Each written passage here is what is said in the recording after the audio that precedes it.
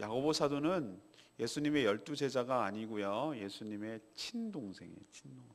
마리아가 예수님만 낳은 게 아니고요, 그 후에 동생들도 낳는데, 바로 처음에는 형님이 좀 정신 이상자로 알았어요. 그렇지만 나중에 이분이야말로 그렇게 기다리던 메시아이고 구세주라는 걸 알아서 형님이지만, 그래서 초대교회의 사도가 되어서 초대교회의 예루살렘 교회의 큰 일꾼과 기둥이 되어서 교회를 세워가는데 귀하게 쓰임받는 사도로 바뀌게 됩니다. 이분이 야고보 사도예요. 그래서 야고보서를 쓰셨거든요. 야고보 사도가 오늘 흩어진 12지파가 은유죠. 바로 성도들을 상징합니다. 성도들에게 무난하고, 그 다음 이제 쭉 설명해 가는데, 오늘 얘기는 시험을 당할 때 기쁘게 여기라, 이렇게 조언을 합니다. 왜 그렇죠? 믿음의 시련이 인내를 또 온전히 이루고, 인내가 부족함이 없도록 또 온전하게 만들기 때문에, 이런 구조와 흐름 때문에 시험을 당할 때 기쁘게 여기라, 이렇게 말합니다. 또 지혜가 부족할 때 후히 주시는 하나님께 기도해서 얻으라고 말하고 있습니다. 다만 기도할 때 의심하지 말고 기도하라고 권고하고 있죠.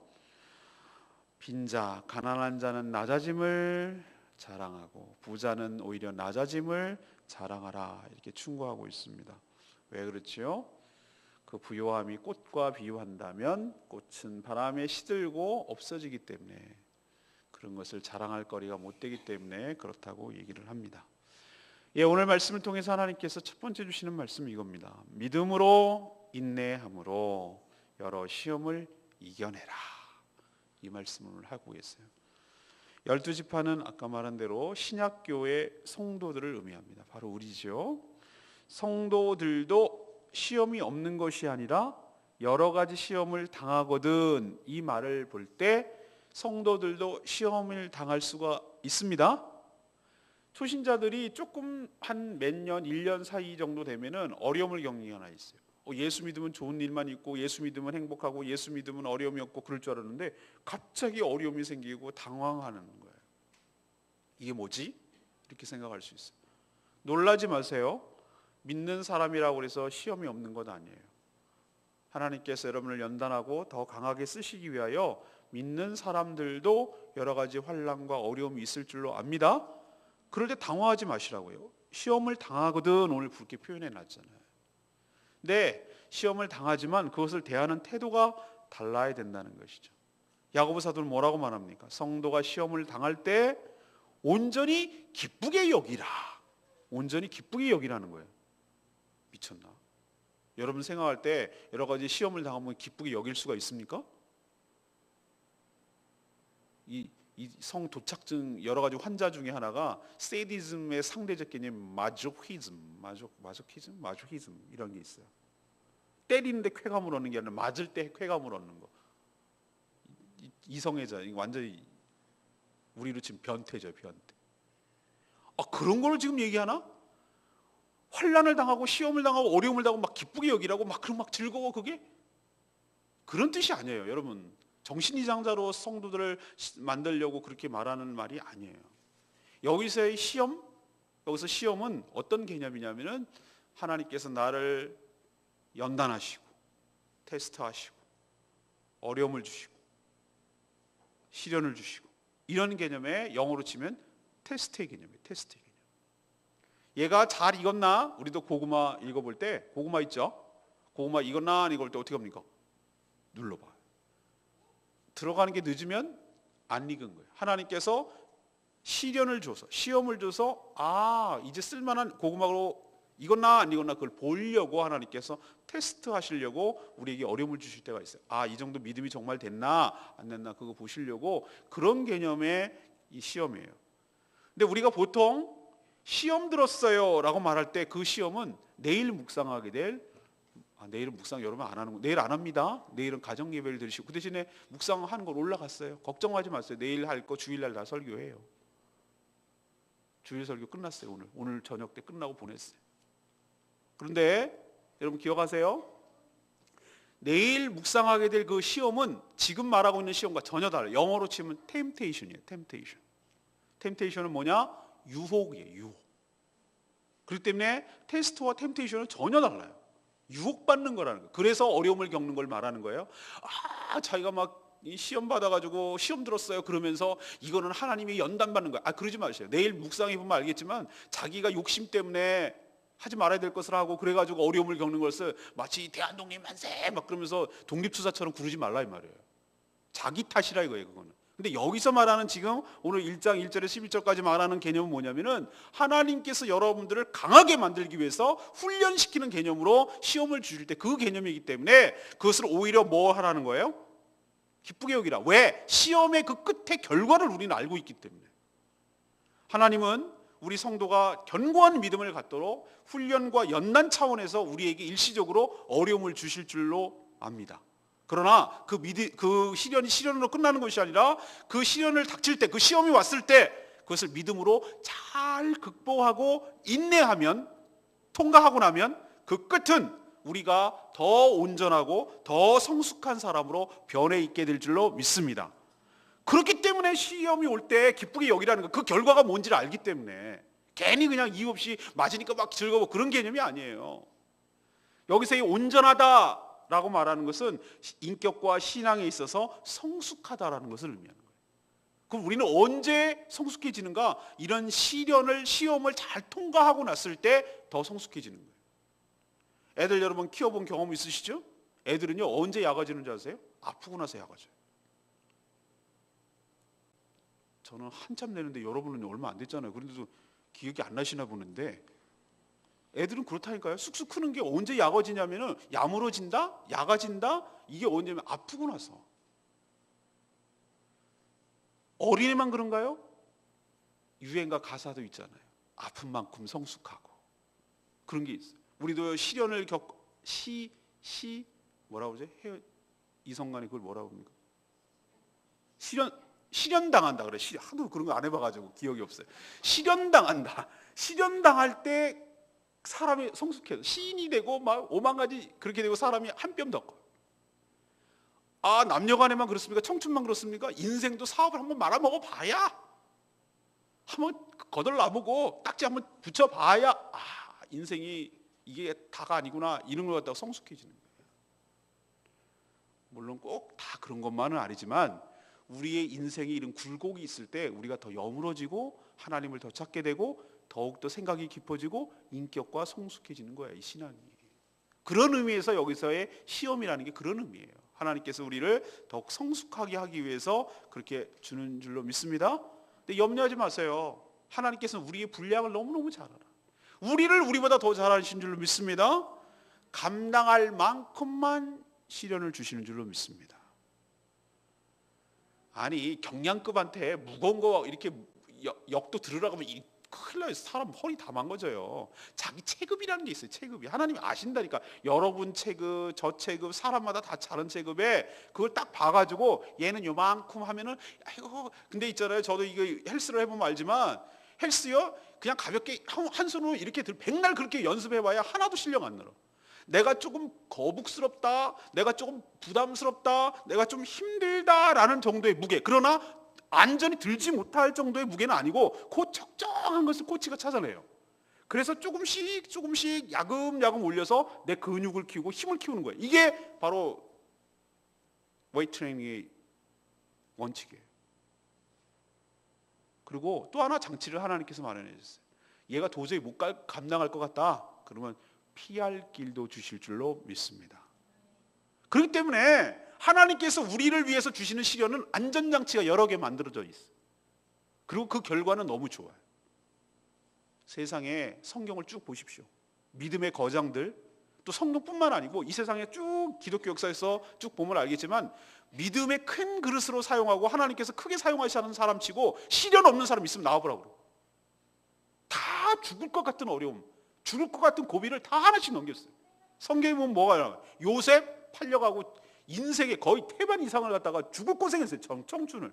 무슨 꿈이 어떻고 감옥에 가, 노예로 살아. 이게 뭐예요 이게. 그런 시련을 겪고 나니까 총리가 되고 자기 가족은 물론 이스라엘 전체를 구하는 큰 민족의 사람이 된 줄로 믿습니다. 모세? 이야 40년 했더니 40년 동안 광야 가지고 완전히 노인대로 끝나는 줄 알았어. 그런 시련을 겪고 나니 하나님께서 불러서 크게 사용하시는 줄 믿습니다. 다윗 왕 되는 거 좋아하네. 왕 되고 나서 더 시련이 많아. 얼마나 우여곡절을 겪고 나서 그렇게 연단 거치고 나니까 훌륭한 왕이 되는 것이잖아요. 부족한 저도 이 하나님께서 두드려 해가지고 하나님 항복 졌어요. 하나님 마음대로 하세요. 이 정도쯤 돼야 쫙 이렇게 두 손 두 발 널고 천부여 의지 없어서 이렇게 두 손 두 발 다 들어야 돼. 그거 없으면은 교만해가지고 인간은 절대로 하나님 앞에 고개를 안 숙여요. 저나 여러분이나 그런 면에서 다 똑같다니까요. 여러분이 언제 깨져가지고 왔습니까? 언제 하나님 날 잡수시고 하나님 나를 말아서 하세요라고 한 게 언제예요? 잘 나갔을 때 천만의 말씀. 인생에 공부하고 난 이제 끝장이다 생각하고 내 인생은 여기서 끝났다고 생각한 그 어려운 저점을 통과하고 났을 때 비로소 하나님 붙들었어요. 그렇기 때문에 하나님께서 우리에게 주는 시련은 축복이 변장돼서 오는 줄로 믿습니다. 이제는 믿음이 성숙한 자는 어려움을 겪고 환난을 겪고 힘든 일을 겪을 때 이제는 믿음을 딱 성숙하게 되면 어떻게 딱 되냐, 아이고 하나님 이번에 또 뭘 좋은 걸 주시려고, 나의 또 뭘 또 보충하시고 나를 뭘 더 깎아내시고 나를 온전한 사람으로 만드시려고 이렇게 보인다니까요. 이제 좀 살아오면. 사랑하는 여러분, 여러분도 크고 작은 시련이 왜 없어요? 근데 남 뭐라 그러지 마세요. 그 사람한테 그게 너무 힘든 문제야. 왜? 그 사람한테 그게 가장 약점이거든. 그거를 딱 잡혀서 그게 해결되지 않으면은 내가 하나님께 붙들리지 않으니까 하나님께서 가장 나의 약한 부분을 그거를 테스트를 해야 되기 때문에 그걸 통과를 해야 넘어가니까. 어떤 사람은 그게 돈이에요. 돈에 벌벌 떨어. 그거에 그냥 사람이 막 왔다 갔다 하고 인생이 엎어버려? 말어? 이렇게 할 정도로 어떤 사람은 돈에 그것 때문에 흔들리는 사람이 있어요. 어떤 사람 관계, 부부관계, 부모 자식 간의 관계, 자식과의 관계, 이것 때문에 막 흔들려가지고 죽어 말어, 살려 말어, 나 죽을까 말까 이렇게 힘들어하는 사람들, 이게 시련이에요. 여러분 나름대로 다 어려움이 하나씩은 있어요. 근데 여러분, 그게 여러분을 연단시키고 여러분을 훈련시키고 여러분을 크게 사용하시고 하나님께서 여러분에게 크게 복을 주시기 위한 하나님의 사랑의 방법인 줄로 믿습니다. 죽지 않아요. 죽지 않아. 예방주사는 죽을 만큼 균을 넣으면 그건 예방주사가 아니에요. 그건 죽이는 거지. 독을 넣는 거지. 예방주사는 독은 독인데 균은 균인데 내가 감당할 만큼만 줘서 나중에 내성이 생겨가지고 진짜 왔을 때 치고받을 때 잘할 수 있을 정도의 힘을 키워내기 위해서, 우리의 신앙의 힘을 키워내기 위해서 하나님께서 시련과 연단을 통해서 우리를 강한 믿음으로, 강한 용사로 하나님께서 만들어내는 방법인 줄로 믿습니다. 염려하지 마시고 환난과 어려움을 당할 때 믿음으로 인내하세요.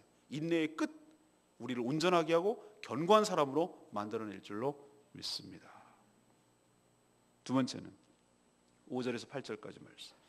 의심하지 말고 기도함으로 하나님께 지혜를 구하라는 거예요. 여호수아서도 은혜롭지만요, 야고보서도 기가 막히게 은혜로워요. 여러분 말씀을 받을 준비가 됐습니까? 여러분 기대가 되십니까? 야고보서 은혜로운 말씀 매일매일 쏟아집니다. 한 구절 한 구절 말씀이 진리의 말씀이 선포될 때 입을 쫙 벌리고 기대하는 마음을 가지고 부응해야 한다는 심정을 가지고 매일매일 이제 딱 열흘간이에요. 2월 말까지 28일 다음 주 토요일까지예요. 그때까지 열심히 하면 이 엑기스 같은 하나님의 말씀이 우리 진수가 우리 삶 가운데 폭포수처럼 쏟아질 줄로 믿습니다. 이 시작성경 특히 그렇지만 야고보서는 한 구절 한 구절이 전부 다 하나의 설교 주제가 될 만큼 풍성한 은혜가 넘쳐나요. 지금 저는 하나 했어요. 오늘 하나 했는데도 이 정도로 풍성하게 쏟아질 때 하나 앞으로 얼마나 많은 것을 기대가 됩니까? 여러분 기대하십시오. 입을 크게 벌리십시오. 은혜를 사모하십시오. 그러면 하나님께서 여러분에게 기대한 만큼 주신다니까요. 오늘 지금 두 번째 얘기하잖아요. 야고보가 갑자기 왜 5절에 가서 막 시련과 인내와 뭐 하나 그런 얘기 하더니 갑자기 뭐라 그래요? 지혜가 부족하거든. 이게 무슨 생뚱맞은 말이야? 지혜가 부족하거든 하나님께 구하라, 이렇게 말을 이어가거든요. 이게 앞뒤가 좀 안 맞는 것 같잖아. 저도 맨 처음에 이게 뭐지? 문단 나누기 하긴 좋긴 좋은데 이게 앞이랑 이거 뒤가 뭐가 연관이 있다는 거지? 이렇게 굉장히 혼돈이 됐어요.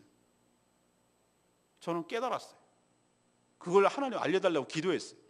그러다가 하나님 깨닫게 해주셨어요. 그게 뭐냐? 앞에서 하나님이 주시는 시련을 믿음으로 인내하기 위해서는 세상의 지혜가 아니라 하나님이 주신 지혜로 이것을 풀어가고 감당해야 될 줄로 믿습니다. 그렇기 때문에 지혜를 구하라는 거예요. 그냥 뭐 대도 안 하는 거 네 마음대로 하지 말고 하나님께 온갖 시련이 하나님께로 왔으니 그 시험이 하나님께로 왔으니 그 해결 방법도 그것을 인내하는 방법도 하나님께서 가르쳐 주실 것을 믿습니다. 이런 믿음을 가지고 하나님께 간구하고 기도하라는 뜻이에요.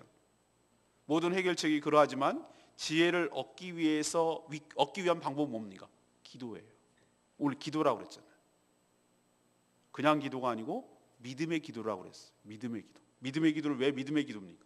믿음을 위한 기도이기도 하고 믿음으로 기도하는 것일 수도 있고 두 가지 의미가 있어요. 우리에게 믿음을 달라는 기도. 하나님께서 이 인내를 잘 통과하고 다 끝에 가면은 우리를 온전한 구비한 사람으로 만들어 주실 거라는 믿음.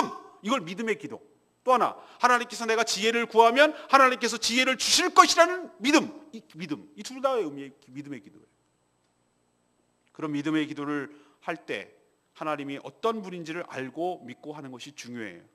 하나님은 모든 사람에게 후히 주시고 꾸짖지 않으시는 분인 줄로 믿습니다. 우리 수준에서 하나님을 생각하면 안 돼요. 우리는 후히 주고 꾸짖지 않는 게 아니거든요. 자식들한테도 온갖 생색을 하면서 주고 잘난 척을 하고. 어저께 우리 딸내미 와가지고 우리 집사람한테 그랬거든요. 딸 모처럼 하는데 맛있는 거 안 해줘? 그러니까 집사님 뭐라고? 어이구 엄청 생색을 내기는 막 저보고 막 면박을 주는 거예요. 내가 설설하고 줬구만. 생색을 낼 만하지 왜?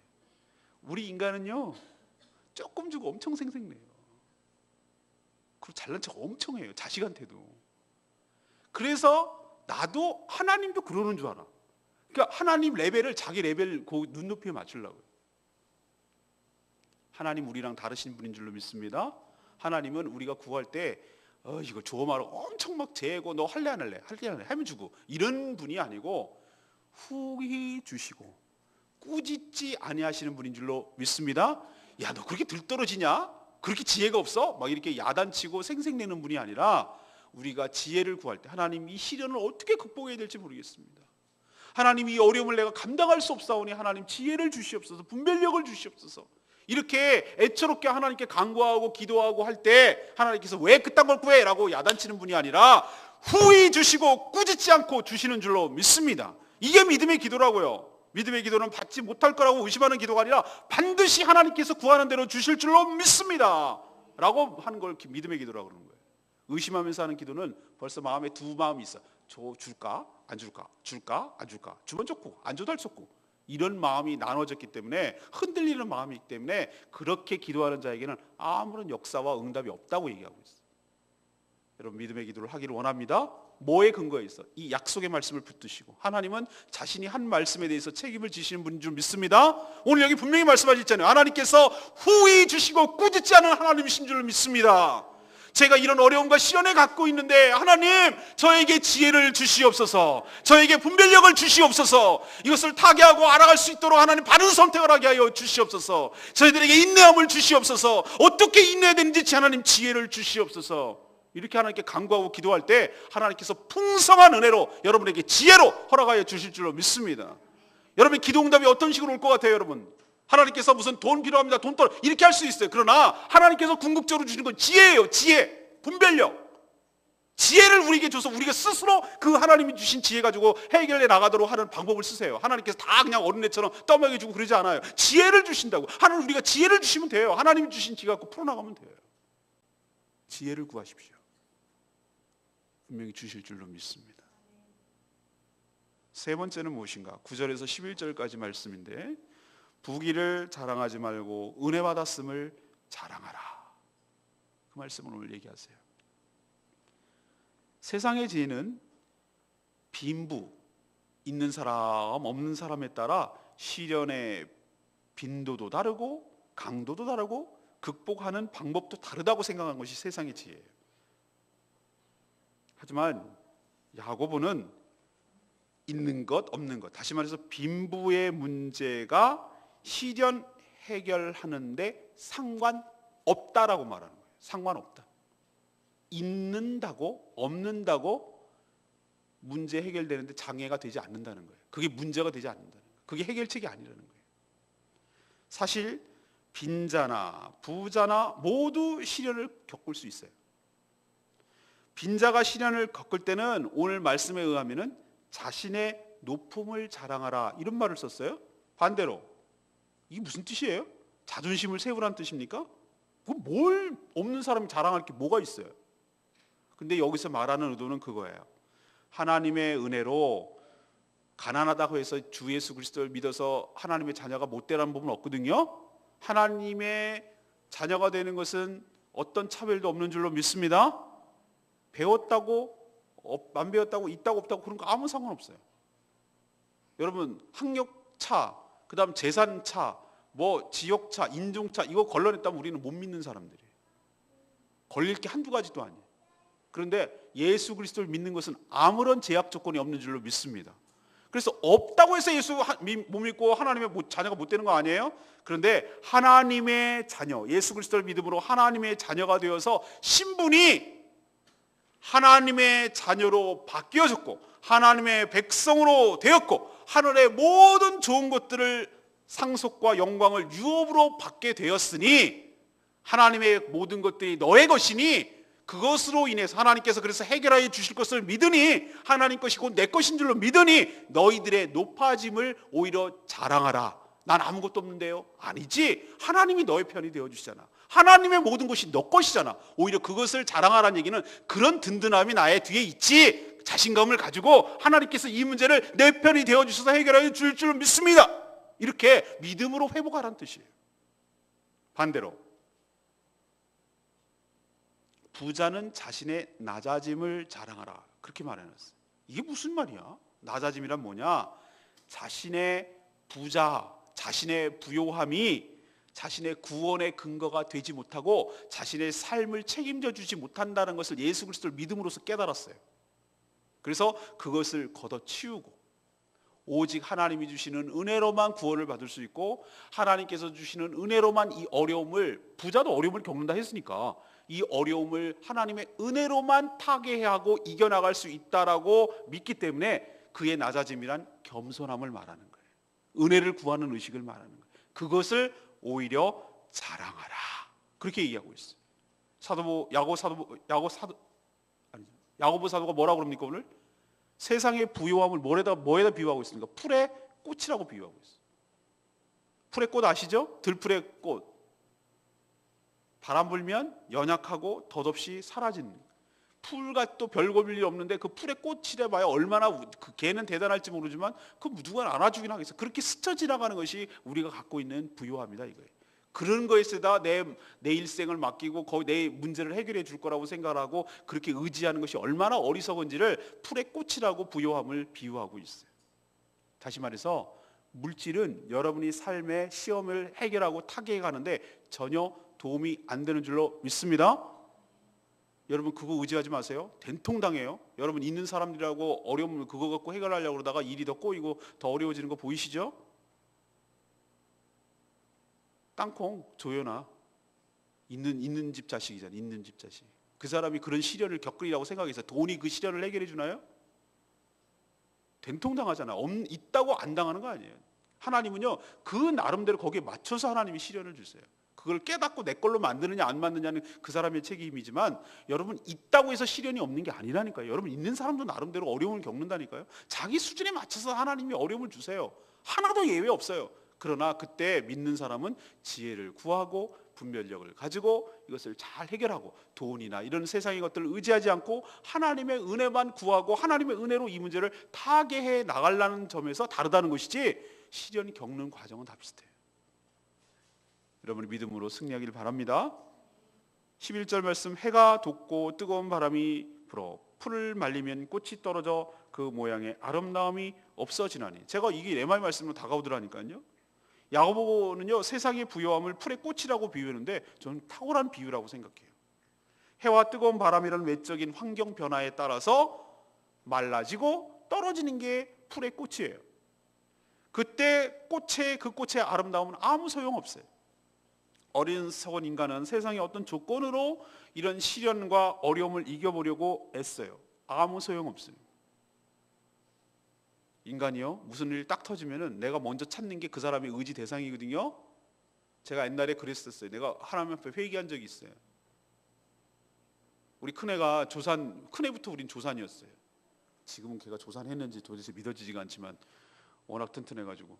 근데 딱 터지니까 제가 그때 결혼할 때 축의금 받은 거 얼마 통장에, 지금 생각하면 웃겨 죽겠어. 한 300, 400 있었나? 그거 있는 거 가지고 이거 갖고 어떻게 막아보면 되지. 이딴 생각을 하더라 이거예요.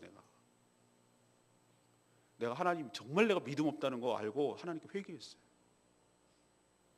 여러분, 인생의 위기에 딱 닥칠 때 내가 어떻게 그걸 해결해 보지라고 하는 그것이 여러분의 하나님이라니까요. 돈으로 막아보지 뭐, 아니면 엄마 찾아가지 뭐, 아빠 찾아가지 뭐, 자식한테 기대면 되지 뭐, 집 팔면 되지 뭐, 이런 식으로 내가 뭔가 타개하려는 수단이 그게 여러분의 삶의 수단이라니까요. 그게 뭔지를 딱 보이는 순간 내 믿음의 미천이 드러나요. 그게 얼마나 부질없는 짓이고 그게 얼마나 나의 문제를 근본적으로 이 어려움, 인생의 문제를 해결해 줄 수 없다는 것을 깨닫지 못하는 한 내 인생은 시험이 계속될 거예요. 하나님께서 궁극적으로 목표를 삼는 건 뭐냐면 그게 정말로 풀의 꽃처럼 부질없다는 것을 다 내려놓고 전적으로 하나님만 의지하게 될 때 모든 시험이 다 테스트가 통과하고 새로운 단계로, 은혜의 단계로 직면하고 은혜의 수준으로 넘어가게 될 줄로 믿습니다. 근데 그게 안 통과되면, 그게 여전히 뭔가 의지하는 게 있다면, 내가 뭔가 힘든 일이 있고 어려움이 있고 인생에 어려움이 있을 때 내가 붙드는 게 있다면 그걸 놓을 때까지 하나님께서 어려움을 주시는 거예요. 놓을 때까지. 놔야 하나님을 붙드니까. 안 놓으면 하나님을 안 붙드니까. 빨리 놓는 게 지혜인 줄로 믿습니다. 오늘 말씀을 통해서 빨리 깨달으십시오. 이게 지혜입니다. 빨리 놓고 하나님을 붙들어야 돼. 그게 내 인생에 전혀 도움이 안 돼. 잠깐 도움이 되는 것처럼 보여. 이게 믿음을 끊어줘야 돼. 이거 내려놔야 돼. 이게 내려놔줘야 돼.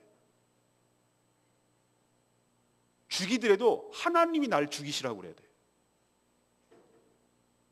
믿음은 뭐냐? 제가 그때 표현하고 있었죠. 낭떠러지에서 떨어져요. 낭떠러지, 인생의 낭떠러지까지 왔다고 우린 표현하고 있는데 낭떠러지까지 왔어. 그리고 밀려서 떨어졌어. 떨어지고 있어요. 낭떠러지 수천 길의 낭떠러지 떨어지고 있는데 눈빛은 떨어지는 그 순간에도 하나님을 쳐다보고 있는 게 믿음인 줄로 믿습니다. 그게 믿음이에요. 그 상황 속에서도 하나님께서 나의 삶을 주관하고 계시고 주도해 가실 줄로 믿는, 그 끝까지 믿는 믿음. 그게 바로 진짜 믿음. 그게 믿음이 이겨내는 거예요. 오늘 야고보서 첫 번째로 들어가는 말씀인데 저도 참 은혜가 돼요. 주일날은 참 더 많이 은혜 될 거예요. 첫 번째는 뭔가 믿음을 가지고 인내함으로 우리에게 닥쳐오는 여러 가지 시험을 잘 이겨내시기를 바랍니다. 인내하십시오. 믿음으로 그 끝은 우리를 온전하게 하고 우리를 성숙한 사람으로 만들어낼 줄로 믿습니다. 피할 길을 주시고 감당할 만한 시험을 주신 줄로 믿습니다. 인생의 모든 사람들, 성경의 모든 사람은 믿음으로 잘 극복한 사람들이 하나님께서 귀하게 쓴 줄로 믿습니다. 여러분도 믿음의 용사, 믿음의 거장 되시기를 바랍니다. 두 번째는 의심하지 마세요. 의심하지 말고 기도함으로 하나님께 지혜를 구해서 하나님이 주시는 지혜로 인생의 여러 가지 어려움과 시련을 이겨내시기를 바랍니다. 믿음으로 구하라는 얘기는 하나님께서 주실 때 후히 주시고 꾸짖지 않는 분이라는 믿음을 가지시라는 것, 또 믿음으로 구하라는 얘기는 이 시련을 주실 때 우리의 끝을 믿음으로 바라보는 거예요. 어떻게 바라보느냐? 이 끝이 우리를 더욱 성숙시키시려는 하나님의 어려움이다라고 믿음으로 받아들이는 거예요. 그렇게 바로 믿음의 기도거든요. 이 믿음의 기도를 통해서 극복하시고 이겨내시기를 바랍니다. 세 번째는 부함은 전혀 도움이 안 되옵니다. 부자나 가난한 사람이나 어려움을 겪는 것은 매 한 가지예요. 없는 사람은 없다고 주눅들 거 아니에요. 왜? 하나님께서 여러분의 편이 되어주시기 때문에. 어차피 우리의 가진 재산이 우리 인생을 해결해 주는 건 아니니까 하나님이 나의 편 되어주신 것에 감사하시고 기도하시기 바라고, 부자는 이런 것이 전혀 도움이 안 된다는 걸 깨닫는 것을, 낮아진 것에 대해서 감사하시고 오로지 전적으로 하나님의 은혜로 이 어려움들을 극복해 나가는 복된 인생들 다 되시기를 바랍니다. 오늘 말씀 394장 은혜송 부르고 기도하는 시간 갖겠습니다.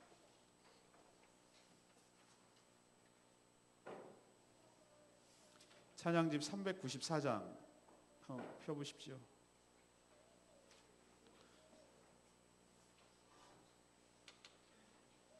예, 주가 보이신 생명의 길, 나의 길, 나를 연단하신 후에 오직 그가 하시라니 내가 정금같이 나아오리라. 여러분 아멘입니까? 내가 정금같이 하나님 나오리라. 나의 길 주님이 아신다고요.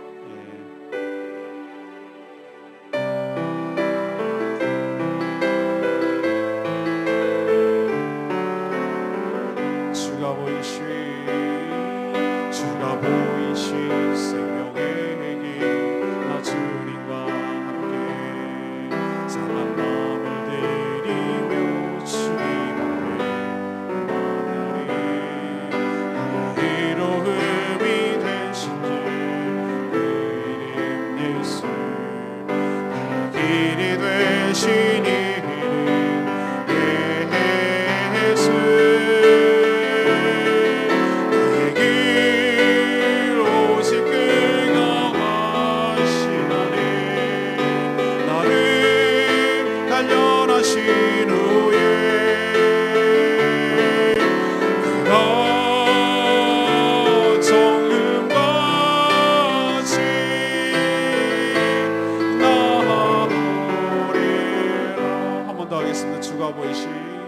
주가 보이신 생명의 길, 나 주님과 함께 상한 마음을 드리며 주님 앞에 나아가리. 나의 이름이 되신 나의 길이 되신 예수, 나의 길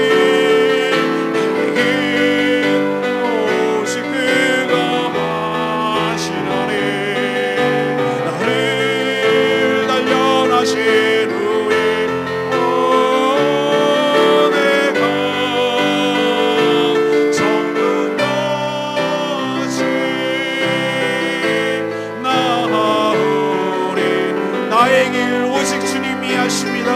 나의 길 오직 그가 하시노니 나를 단련하신 후에 그렇습니다. 내가 정금같이 나아오리. 나를 단련하신 후에 단련하신 후에 가 정금같이 나아오리라.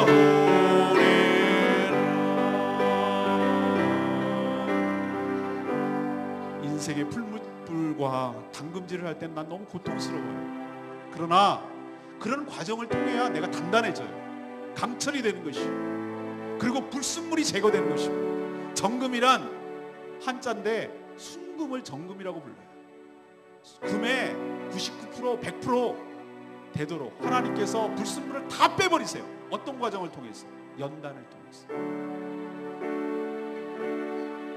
나의 길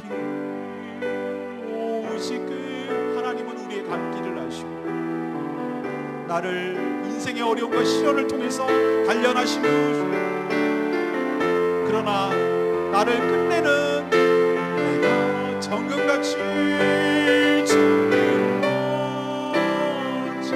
나오리라.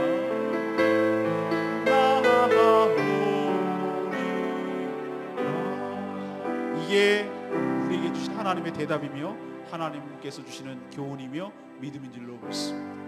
여러분 인생의 시련 가운데 있습니까?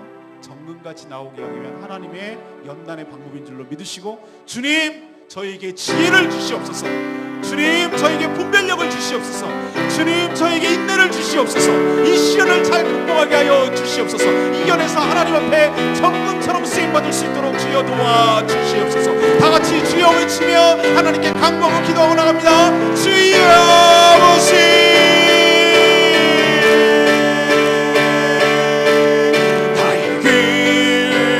오직 그가 하시노니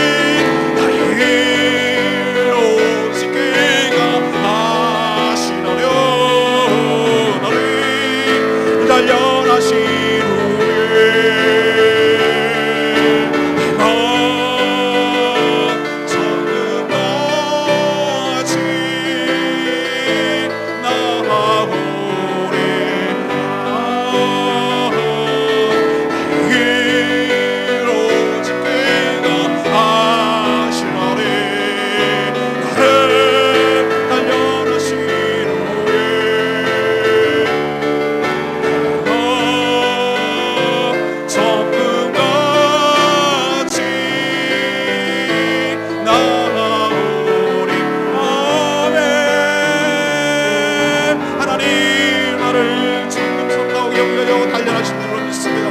우리에게 지혜를 주시옵소서. 하나님, 우리가 믿음을 가지고 인내하며 여러 가지 시험을 이기게 하여 주시옵소서. 하나님, 무심하지 않게 하여 주시오. 기도함으로 하나님께 지혜를 구하고 그 지혜를 통하여 하나님 이 모든 어려움들을 극복하도록 주님 축복하여 주시옵소서. 우리의 부경화가 우리 인생에 전혀 도움이 되는 것을 경하게 하여 주시옵시고, 하나님의 은혜를 받았음으로 오히려 장하고 하나님 나의 변명해 주시고 하나님께서 나의 간구함을 들어주신 것으로 오히려 감사하며 나가도록 주여 축복하여 주시옵소서. 하나님, 우리 시련이 하나님께서 주려는 축복의 변장임을 기억하게 하여 주시옵시고, 인생의 어려움과 하나님 여러 가지 환난이 올 때 오히려 기쁘게 맞이할 수 있도록 주여 축복하여 주시옵소서. 우리에게 믿음을 주시옵소서. 시험과 어려움을 당하고 있는 모든 성도들, 환난당하는 성도들 하나님께서 축복하여 주시옵시고, 이 모든 어려움들을 잘 극복하도록 주여 도와주시옵소서. 샘을 주실 하나님을 찬양합니다. 나에게 오직 그가 하시나니 나를 단련하신 후에 내가 정금같이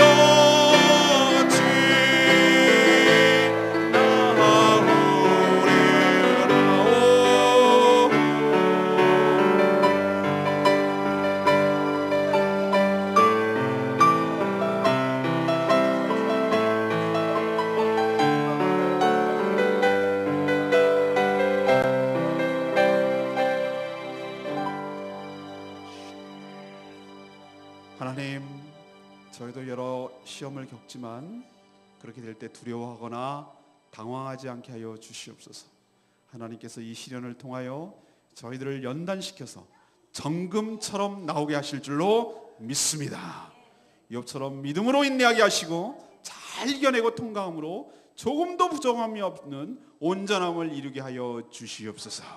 저희들이 가진 생각, 일천한 생각, 그리고 자그마한 부요함, 이것 갖고는 결코 헤쳐나갈 수 없사오니 저희들에게 하늘의 지혜를 주시옵소서.